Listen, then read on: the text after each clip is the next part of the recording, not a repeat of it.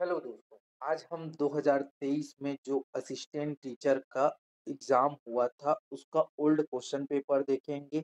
साथ ही व्यापम द्वारा जो फाइनल मॉडल आंसर लिया गया था उसको भी साथ साथ देखते हुए चलेंगे। तो चलिए दोस्तों, हम लोग आगे चलते हैं। तो सबसे पहले हम लोग देखते हैं बाल विकास एवं शिक्षा शास्त्र का सेक्शन। इसमें पहला क्वेश्चन पूछा गया है, निम्नलिखित में से कौन सी अच्छे समायोजन की विशेषता नहीं है? तो इसका आंसर होगा बी। इसमें आकांक्षा का स्तर अति उच्च होता है। फिर आगे पूछा गया है क्वेश्चन नंबर 2, व्यक्तिगत विभिन्नता का सिद्धांत बताता है कि उपयुक्त के संबंध में सर्वाधिक उपयुक्त विकल्प का चुनाव करें। तो इसका आंसर होगा डी। प्रत्येक व्यक्ति में वृद्धि और विकास के संदर्भ में विभिन्नताएं होती है। फिर आगे चलते हैं, प्रश्न क्रमांक 3। इसमें पूछा गया है, समावेशी शिक्षा के संबंध में निम्नलिखित में से कौन सा कथन सर्वाधिक उपयुक्त है? तो इसका आंसर है डी। कक्षा में विविधता को संबोधित करती है। फिर आगे पूछा गया है क्वेश्चन नंबर 4 में, एक शिक्षिका अपने विद्यार्थियों को समूह में बांटती है और समूह चर्चा, समूह परियोजना, समूह कार्य जैसे गतिविधियां संचालित करती है। सीखने सिखाने की यह प्रक्रिया किस ओर इंगित करती है? तो इसका आंसर होगा डी, सामाजिक गतिविधियों से सीखना। फिर आगे पूछा गया है प्रश्न क्रमांक 5 में, निम्नलिखित में से कौन सी समाजीकरण करने की प्रमुख अभिकरण है? तो इसका आंसर होगा सी, उपरोक्त सभी, मतलब समुदाय, कुछ सामाजिक समूह, औपचारिक शैक्षणिक संस्थाएं एवं परिवार। इसका आंसर सभी होगा, मतलब सी होगा। फिर आगे चलते हैं प्रश्न क्रमांक 6। प्रश्न क्रमांक 6 में पूछा गया है, शिक्षा का अधिकार अधिनियम 2009 के अनुसार एक विशेष कक्षा में बच्चों का नामांकन किसके आधार पर प्रस्तावित किया गया है? तो इसका आंसर है बी, बच्चे की आयु। फिर आगे पूछा गया है प्रश्न क्रमांक 7 में, प्रभाविता का नियम निम्नलिखित में से किस सीखने के सिद्धांत का प्रतिफल है? तो इसका आंसर है ए, उद्दीपन अनुक्रिया सिद्धांत।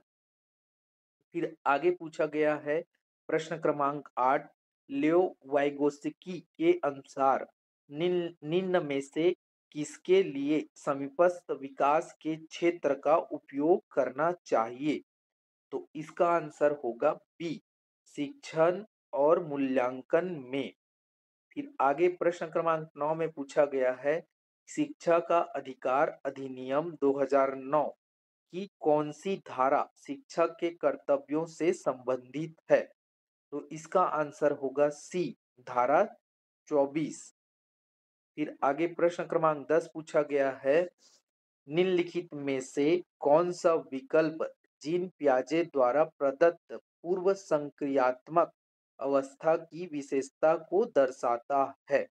तो इसका आंसर होगा ए, अहम केंद्रित विचार। फिर प्रश्न क्रमांक 11, इसमें पूछा गया है, निम्नलिखित में से कौन सा कथन व्यक्ति के विकास की प्रक्रिया के बारे में सही नहीं है? तो इसका आंसर होगा आपका डी, व्यक्तिगत विकास केवल वातावरणीय कारकों पर आधारित होता है। फिर प्रश्न क्रमांक 12 में पूछा गया है, निम्नलिखित में से कौन सी बच्चों के लिए सिखाने की प्रक्रिया नहीं है? तो इसका आंसर होगा डी, परिपक्वता। फिर आगे प्रश्न क्रमांक 13 पूछा गया है, इनमें से कौन सा प्रतिभाशाली बच्चे का लक्षण नहीं है? तो इसका आंसर होगा सी, वे मौलिक चिंतन नहीं करते हैं। फिर आगे प्रश्न क्रमांक 14 पूछा गया है, रचनावादी दृष्टिकोण के अनुसार इनमें से कौन सा ज्ञान निर्माण के लिए महत्वपूर्ण है? तो इसका आंसर होगा सी, शिक्षार्थी का पूर्व ज्ञान।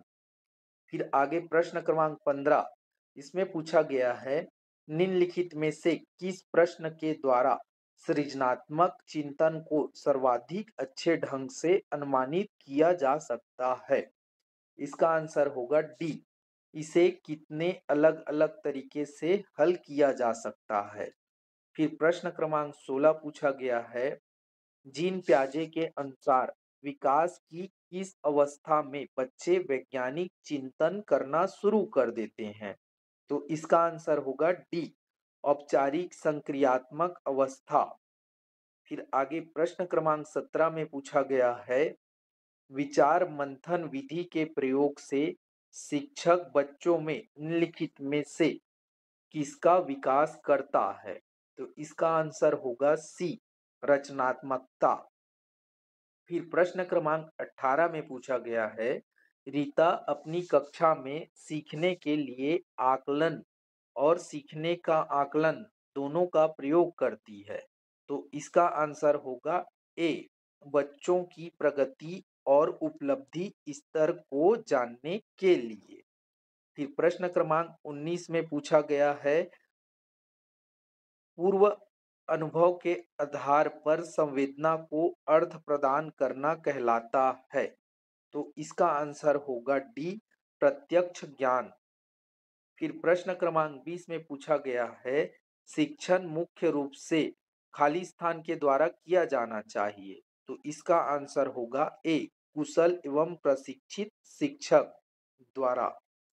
फिर प्रश्न क्रमांक 21 में पूछा गया है, शिक्षा नीति 2020 के अनुसार बच्चे के मस्तिष्क के कितने प्रतिशत का विकास 6 वर्ष की आयु के पूर्व हो जाता है? तो इसका आंसर होगा ए, 85% से अधिक। फिर प्रश्न क्रमांक 22 में पूछा गया है, शिक्षा से मेरा अभिप्राय बच्चे और मनुष्य के शरीर, मन और आत्मा के सर्वोमुखी विकास से है। शिक्षा की यह परिभाषा किसकी देन है? तो इसका आंसर होगा डी, महात्मा गांधी। फिर प्रश्न क्रमांक 23 में पूछा गया है, इवान पॉवलोव द्वारा प्रतिपादित शास्त्रीय अनुबंध सिद्धांत अधिगम को निम्न के द्वारा स्पष्ट करता है। तो इसका आंसर होगा बी, साहचर्य। फिर आगे प्रश्न क्रमांक 24 में पूछा गया है, एनसीएफ 2005 विभिन्न विषयों के अलावा और किन पाठ्य चर्चा क्षेत्रों को भी महत्व देता है?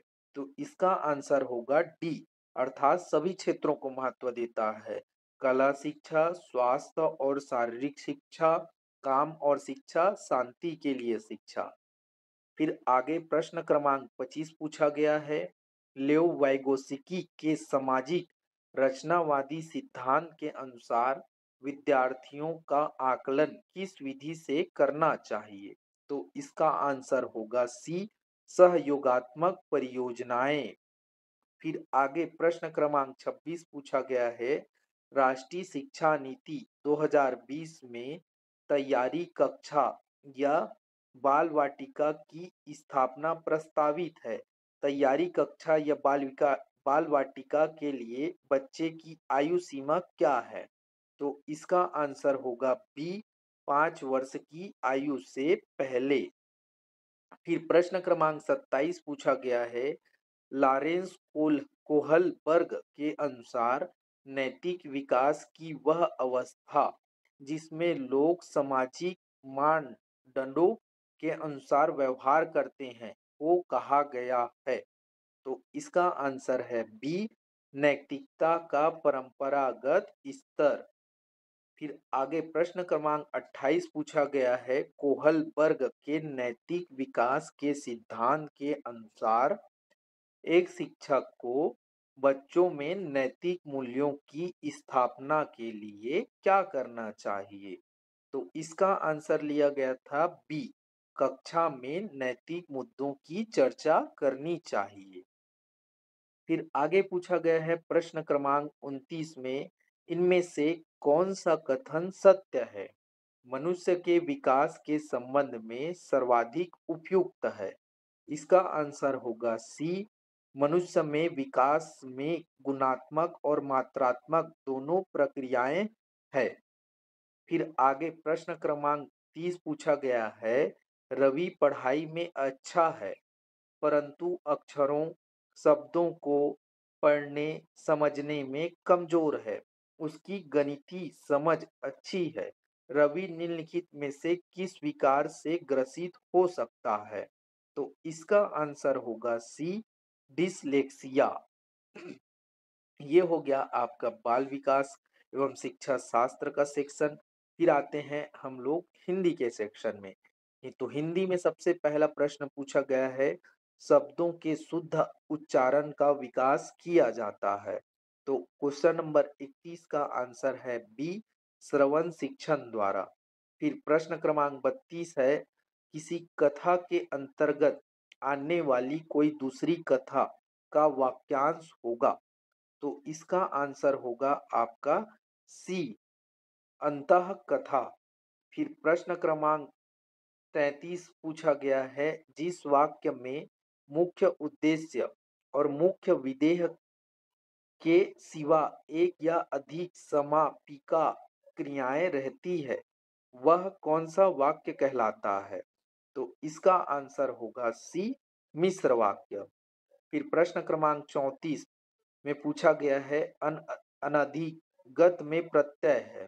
तो व्याकरण द्वारा इस प्रश्न को विलोपित कर दिया गया था। फिर आगे प्रश्न क्रमांक 35 में पूछा गया है, भाषा तत्वों का प्रवाह समान होता है। इसका आंसर होगा बी, बोलना पढ़ना।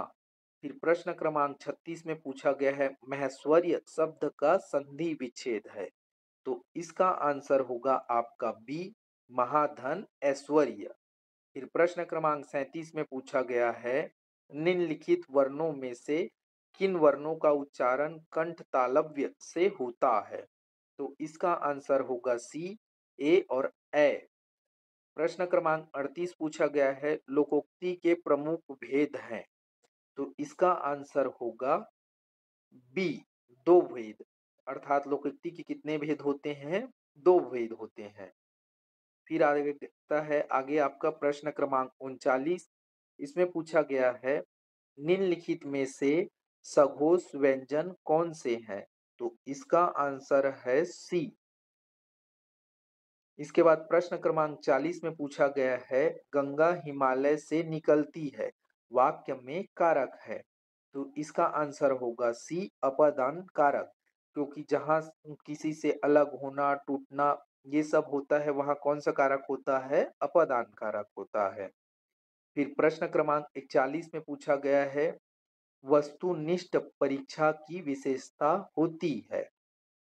तो इसका आंसर लिया गया था डी, उपरोक्त सभी। फिर प्रश्न क्रमांक 42 में पूछा गया है, प्राथमिक स्तर के विद्यार्थियों को पढ़ाते समय आप हिंदी भाषा संबंधी किस पक्ष पर सर्वाधिक बल देंगे? तो इसका आंसर लिया गया है सी, भाषा प्रयोग। फिर प्रश्न क्रमांक 43 में पूछा गया है, किंचित कौन सा विशेषण है? तो इसका आंसर होगा परिणामवाचक विशेषण। फिर प्रश्न क्रमांक 44 में पूछा गया है, लिपि का अर्थ है। तो इसका आंसर होगा डी, ध्वनि चिन्ह का लिखित रूप। फिर प्रश्न क्रमांक 45, इसमें पूछा गया है, वह लड़का जो कल आया था पढ़ने में तेज है, इस वाक्य वे सर्वनाम है। तो इसका आंसर होगा डी, संबंध वाचक। फिर प्रश्न क्रमांक 46 में पूछा गया है, बाह्य प्रयत्न के अनुसार व्यंजनों के कितने भेद हैं? तो इसका आंसर होगा ए, दो भेद है। फिर प्रश्न क्रमांक 47 में पूछा गया है, निम्नलिखित तद्भव तत्सम शब्दों में अनुचित जोड़ी का चयन कीजिए। तो इसका आंसर होगा बी, कंघी कंकनी। फिर प्रश्न क्रमांक 48 में पूछा गया है, आपका वाक्य के कितने आवश्यक तत्व माने गए हैं? तो व्यापम द्वारा इस प्रश्न को विलोपित कर दिया गया था। फिर आगे प्रश्न क्रमांक 49 में पूछा गया है, निम्नलिखित में से कौन सा मूल्यांकन के त्रिकोण का भाग नहीं है? तो इसका आंसर होगा सी, शिक्षण अनुभव। फिर प्रश्न क्रमांक 50 में पूछा गया है, निम्नलिखित वाक्यों में से अशुद्ध वाक्य का चयन कीजिए। तो व्यापम द्वारा भी इस क्वेश्चन को विलोपित कर दिया गया था। फिर आता है प्रश्न क्रमांक 51। इसमें पूछा गया है, निम्नलिखित अभिव्यक्ति का साधन नहीं है। इसका आंसर होगा डी, वाद विवाद। फिर प्रश्न क्रमांक 52 में पूछा गया है, तद्धित का विलोम शब्द है। तो इसका आंसर होगा बी, अतद्धित। फिर प्रश्न क्रमांक 53 में पूछा गया है, भरसक शब्द में समास है। तो इसका आंसर होगा सी, अव्ययी भाव समास। फिर प्रश्न क्रमांक 54 में पूछा गया है, मेघ बरसने लगा में किस तरह की क्रिया का प्रयोग हुआ है? तो इसका आंसर है सी, संयुक्त क्रिया। आगे प्रश्न क्रमांक 55 में पूछा गया है, कलेजा फटना इस मुहावरे का अर्थ होगा। तो इसका आंसर लिया गया था बी, दुखी होना। इस प्रकार आपका हिंदी का सेक्शन कंप्लीट होता है। फिर आगे सामान्य अंग्रेजी का सेक्शन दिया गया है। इसमें पहले एक दिया गया है अनसीन पैसेज। तो आप इस अनसीन पैसेज को देख लीजिए। उसके बाद इससे रिलेटेड क्वेश्चन दिए गए हैं। तो ये क्वेश्चन कहाँ से रिलेटेड है? प्रश्न क्रमांक 56 से 62 के बीच। तो प्रश्न क्रमांक 56 में पूछा गया था, प्रश्न क्रमांक 56 का आंसर लिया गया है आपका D, both A and B are correct. फिर प्रश्न क्रमांक 57, इसका आंसर लिया गया था आपका बी। फिर आगे चलते हैं, प्रश्न क्रमांक आपका 58।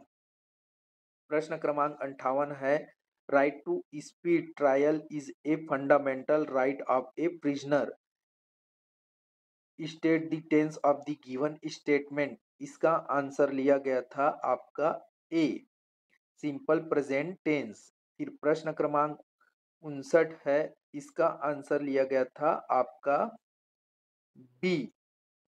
फिर आगे है प्रश्न क्रमांक आपका 60। प्रश्न क्रमांक 60, इसका आंसर लिया गया है आपका सी। फिर आगे प्रश्न क्रमांक हो गया 61। ये प्रश्न क्रमांक 61 है। प्रश्न क्रमांक 61, इसका आंसर लिया गया है आपका ए, ओनली वन। फिर आगे है प्रश्न क्रमांक 62। इस प्रश्न क्रमांक 62 में आपका आंसर लिया गया है सी। फिर आगे है आपका प्रश्न क्रमांक 62 तक ही आपका एक पैसेज कंप्लीट हो जाता है। फिर आगे दिया गया था आपका फिर से एक पैसेज। इस पैसेज को पढ़कर फिर आपको क्वेश्चन सॉल्व करना है। तो आप इस पैसेज को देख लीजिए, फिर आगे इसका आंसर बताता हूँ। ये पैसेज है आपका, इस पैसेज से रिलेटेड क्वेश्चन है 63 से 70 तक। तो प्रश्न क्रमांक 63,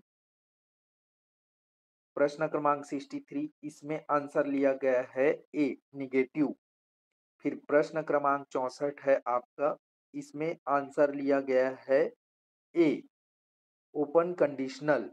फिर प्रश्न क्रमांक 65, इसमें आंसर लिया गया है आपका सी।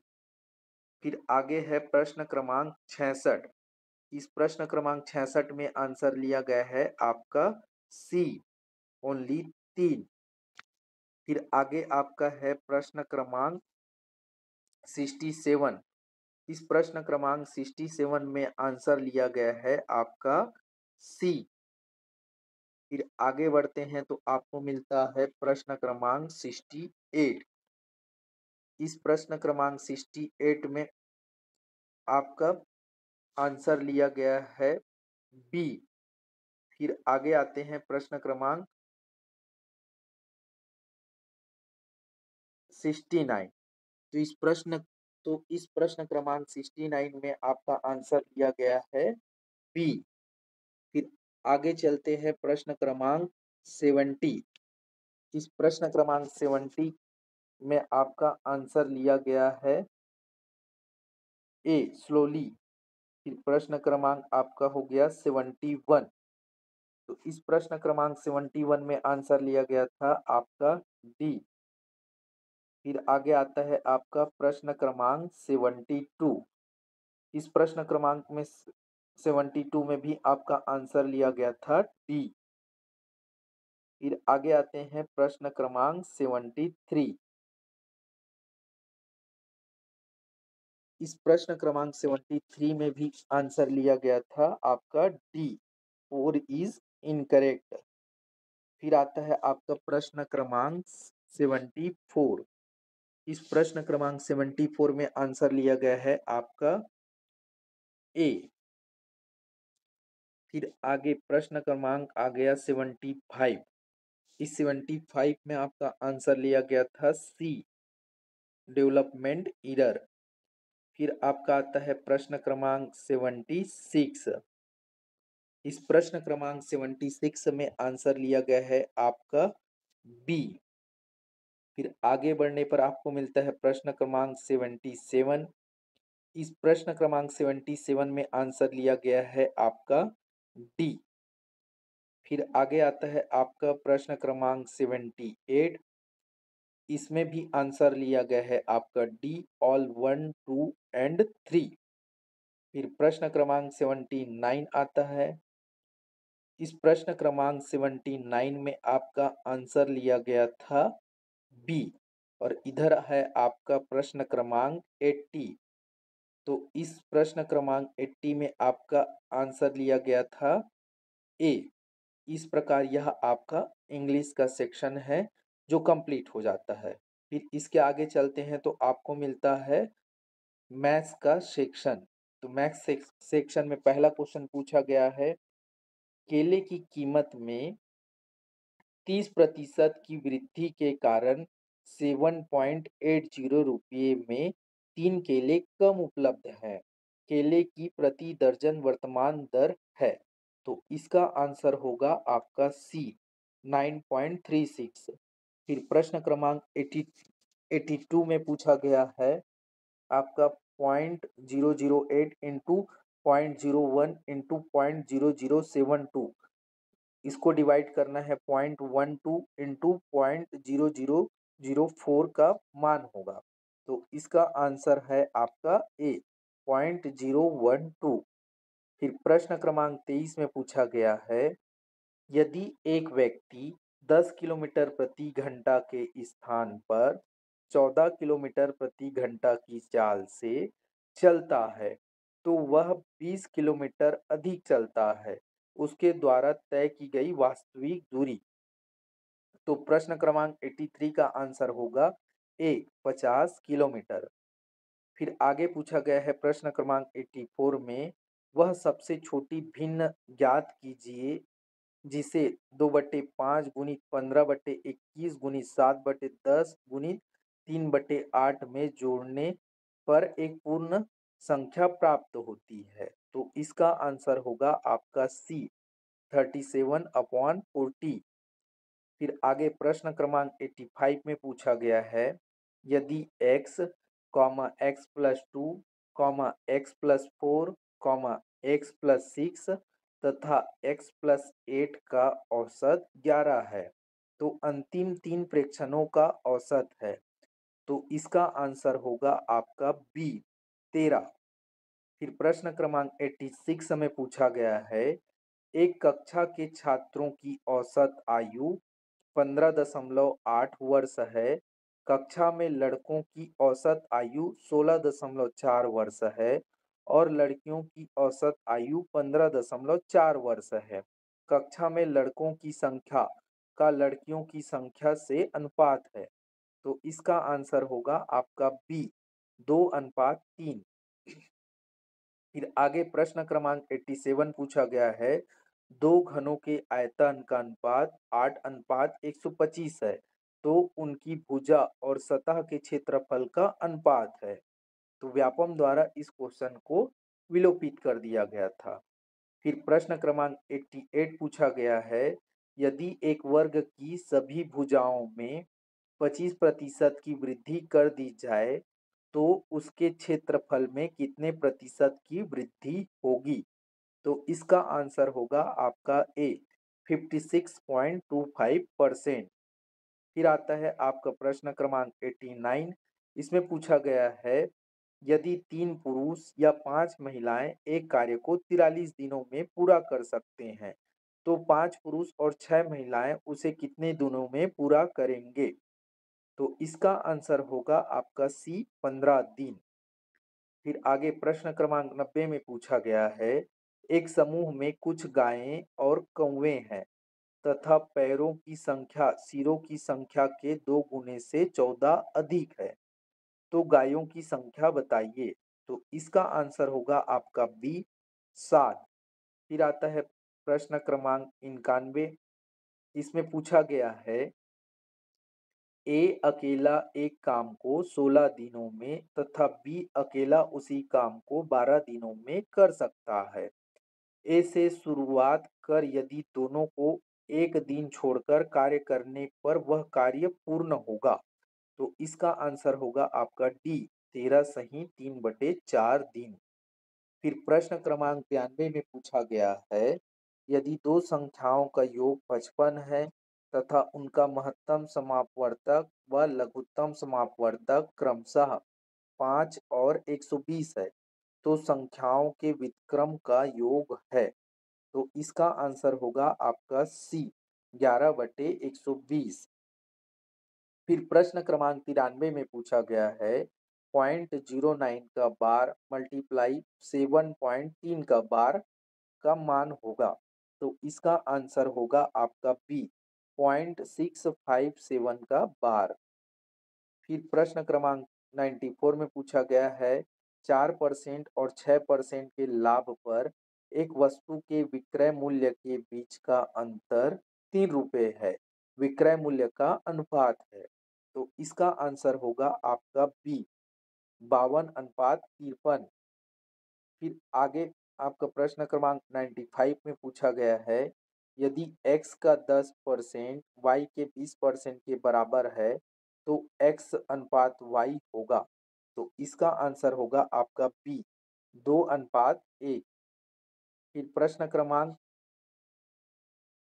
96 में पूछा गया है, एक व्यक्ति ने 8 संतरे 34 रुपए की दर से संतरों को खरीदा और 12 संतरे 57 रुपए की दर से बेच दिया। उसे 45 रुपए का लाभ कमाने के लिए कितने संतरे बेचने होंगे? तो इसका आंसर होगा ए 90। फिर प्रश्न क्रमांक 97 में पूछा गया है, 6 पेनों का क्रय मूल्य 4 पेनों के विक्रय मूल्य के बराबर है, तो लाभ प्रतिशत ज्ञात कीजिए।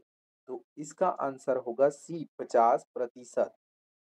फिर प्रश्न क्रमांक 98 में पूछा गया है, दो संख्याओं का योग 2490 है, यदि एक संख्या का 6.5% दूसरी संख्या के 8.5% के बराबर है, तो संख्याएं हैं, तो इसका आंसर होगा डी 1411 और 1079।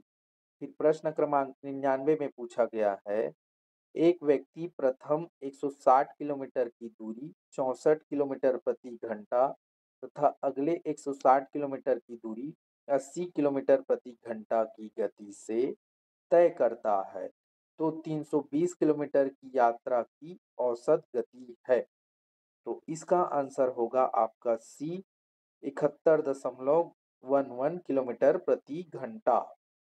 फिर प्रश्न क्रमांक 100 में पूछा गया है, निम्नलिखित में से कौन अवरोही क्रम में है?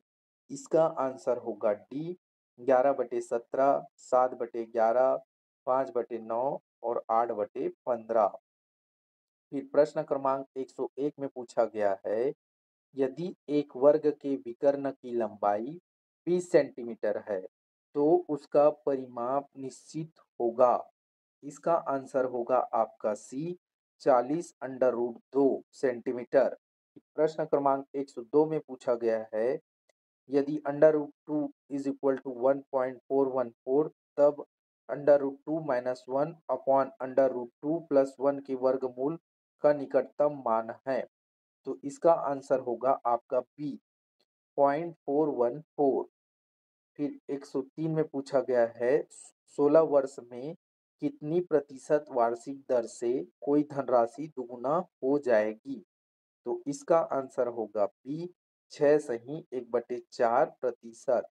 फिर प्रश्न क्रमांक 4 104 में पूछा गया है एक त्रिभुज की भुजाओं का अनुपात 1/2 अनुपात 1/3 अनुपात 1/4 है तथा परिमाप 156 सेंटीमीटर है। सबसे बड़ी भुजा की लंबाई है।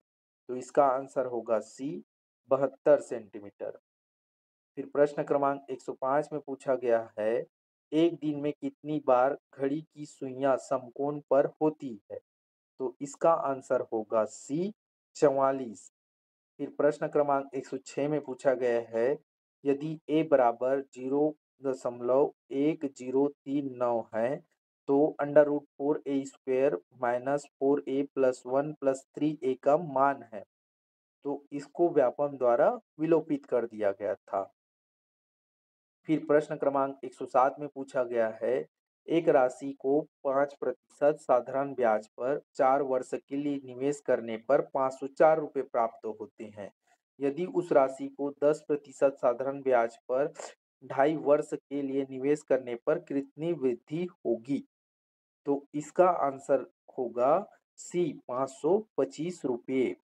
फिर प्रश्न क्रमांक 108 में पूछा गया है पेंट की लागत 36 रुपये प्रति किलोग्राम है तो 2.5 मीटर भुजा वाले घन को बाहर से पेंट करने में कितना खर्च आएगा यदि 1 किलोग्राम पेंट से 1.5 मीटर स्क्वायर सतह को पेंट किया जा सकता है? तो इसका आंसर होगा आपका डी 900 रुपये। फिर प्रश्न क्रमांक 109 में पूछा गया है 110 मीटर लंबी रेलगाड़ी 72 किलोमीटर प्रति घंटा की गति से चलकर 132 मीटर लंबे पुल को पार करने में कितना समय लेगी? तो इसका आंसर होगा आपका बी 12.1 सेकंड। फिर प्रश्न क्रमांक 110 में पूछा गया है आपका दो अभाज्य संख्याओं x तथा y x greater than y का मान लघुत्तम समापवर्त्य 161 है तो 3y माइनस x का मान है। तो इसका आंसर होगा आपका a -2। इस प्रकार आपका गणित का सेक्शन कंप्लीट हो जाता है। फिर आगे आता है आपका पर्यावरण अध्ययन। तो इसमें पहला क्वेश्चन पूछा गया है आपका भारत के निम्नलिखित में से कौन से संस्थान पर्यावरण जागरूकता कार्यक्रम का समर्थन करने के लिए महत्वपूर्ण भूमिका निभाता है? तो इसका आंसर होगा डी ऊपर के सभी। फिर प्रश्न क्रमांक 112 में पूछा गया है प्राकृतिक गैस मुख्य रूप से बनी होती है। तो इसका आंसर होगा ए मीथेन। फिर प्रश्न क्रमांक 113 में पूछा गया है ट्रोपोस्फियर और थर्मोस्फियर संबंधित है। तो किससे संबंधित है यह? वायुमंडल से। इसका आंसर होगा ए। फिर प्रश्न क्रमांक 114 में पूछा गया है माइंड सेल्फ एंड सोसाइटी पुस्तक किसने लिखी है? तो इसको किसने लिखी है? मीड ने। इसका आंसर होगा सी। फिर प्रश्न क्रमांक 115 में पूछा गया है वॉली और ब्लैक रैपिड ट्राइटेशन विधि का उपयोग किसके निर्धारण के लिए किया जाता है? तो इसका आंसर होगा ए मिट्टी का जैविक कार्बन। फिर प्रश्न क्रमांक 116 इसमें पूछा गया है मनुष्य का प्रथम सामाजिक समूह कौन सा है? तो इसका आंसर होगा आपका सी परिवार। फिर आगे प्रश्न क्रमांक 117 में पूछा गया है कौन वन्य जीव जीवन अधिनियम के अनुसार एक क्षेत्र को राष्ट्रीय उद्यान के रूप में गठित घोषित कर सकता है? तो व्यापम द्वारा इस क्वेश्चन को विलोपित कर दिया गया था। फिर प्रश्न क्रमांक 118 में पूछा गया है ईवीएस में एक शिक्षक छात्रों को जानवरों के बारे में पढ़ाने के लिए चिड़ियाघर ले जाता है। यह गतिविधि निम्न के अंतर्गत आती है। तो इसका आंसर होगा सी, क्षेत्र का दौरा। फिर आगे प्रश्न क्रमांक 119 में पूछा गया है, जनजाति इसका उदाहरण हो सकता है। तो जनजाति किसका उदाहरण होगा? समुदाय का, अर्थात इसका आंसर होगा सी। फिर प्रश्न क्रमांक 120 में पूछा गया है, प्रकृति अध्ययन की नींव किसने रखी? तो इसका आंसर होगा सी, ए और बी दोनों ने, रूसो और लुईस अगासिज ने। फिर प्रश्न क्रमांक 121 में पूछा गया है, भारतीय भेड़िया एक महत्वपूर्ण जानवर बन गया है क्योंकि? तो इसका आंसर होगा ए, इसका नाम रेड डाटा बुक में आता है। फिर प्रश्न क्रमांक 122 में पूछा गया है, निम्न में से कौन सा विषाणु जनित रोग है? तो इसका आंसर होगा आपका डी, इन्फ्लुएंजा। फिर प्रश्न क्रमांक 123 में पूछा गया है, निम्न में से कौन सा मिट्टी में एक एंडो एंजाइम है? तो इसका आंसर है आपका डी, डिहाइड्रोजनेज। फिर प्रश्न क्रमांक 124 में सूची को मिलान करना था, तो इसमें आंसर होगा आपका बी। फिर प्रश्न क्रमांक 125 में पूछा गया है, बीओडी स्तर खालिस्तान वाला पानी बहुत अच्छा माना जाता है। तो इसका आंसर है ए, 102 पीपीएम। फिर प्रश्न क्रमांक 126 में पूछा गया है, एक भूकंप को प्रमुख के रूप में रेट किया जाता है यदि रिक्टर स्केल में इसकी तीव्रता सीमा होती है। तो इसका आंसर होगा आपका डी, 7 से 7.9 रिएक्टर। इसके बाद प्रश्न क्रमांक 127 में पूछा गया है, भारत के पर्यावरण संरक्षण अधिनियम को अधिनियमित किया गया था। तो इसका आंसर है ए, मई 1986 में। फिर प्रश्न क्रमांक 128 में पूछा गया है, सभी खाद्य श्रृंखलाएं पौधों से ही क्यों शुरू होती है? तो इसका आंसर है सी, क्योंकि पौधे अपनी ऊर्जा स्वयं उत्पन्न कर सकते हैं। फिर प्रश्न क्रमांक 129 में पूछा गया है, कपास के बीजों से रुई को अलग करने की प्रक्रिया है। तो इसका आंसर होगा आपका डी, ओटाई। फिर आगे प्रश्न क्रमांक 130 में पूछा गया है, खतरनाक अपशिष्ट की विशेषता है। तो इसका आंसर होगा आपका डी, ऊपर के सभी। फिर आगे आपका चालू होता है कंप्यूटर संबंधित ज्ञान। इसमें पहला क्वेश्चन पूछा गया है, निम्नलिखित में से किसकी भंडारण क्षमता सबसे कम होती है? तो इसका आंसर होगा सी, फ्लॉपी डिस्क। फिर प्रश्न क्रमांक 132 में पूछा गया है, एक कंप्यूटर प्रोग्राम जो खुद को इंटरनेट पर अन्य कंप्यूटरों में का कॉपी करता है, खाली स्थान कहलाता है। तो इसका आंसर होगा आपका बी, वार्म वार्म्स। फिर प्रश्न क्रमांक 133 इसमें पूछा गया है, निम्नलिखित में से कौन से समूह केवल इनपुट डिवाइस हैं? तो इसका आंसर होगा A, mouse, keyboard, scanner, joystick, light pen. फिर प्रश्न क्रमांक 134 में पूछा गया है, खालिस्तान वह समीकरण है जो आपके एक्सेल वर्कशीट में मानों पर गणना करता है। तो इसका आंसर होगा सी, फॉर्मूला।